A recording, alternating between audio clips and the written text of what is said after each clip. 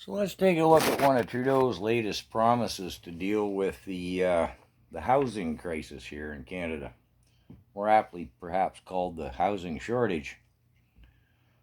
Well, we know what caused the housing shortage, one of Trudeau's vote-buying policies, but I won't linger on that. Trudeau has promised his government will build 400,000 new homes a year for the next 10 years. Now let's just look at 1 year's cost to the Canadian taxpayer. The average house price in Canada exceeds $800,000.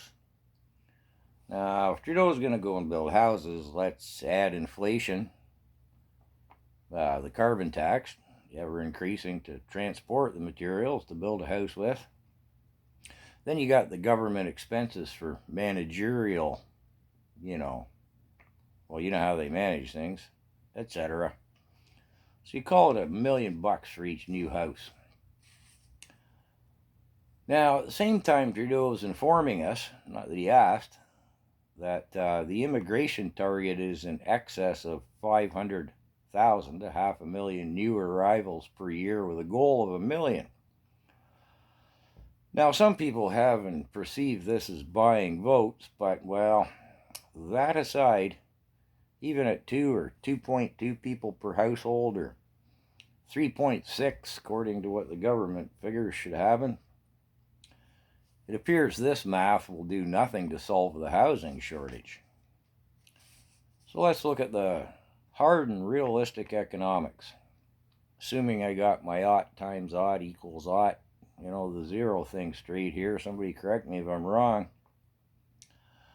$1 million a house times 400,000 houses. I believe that's $400 billion. Almost a $500 billion, right?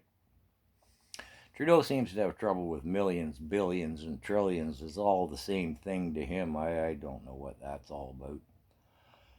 Anyways, 400 billion divided by 40 million Canadians, that's $40,000 a head.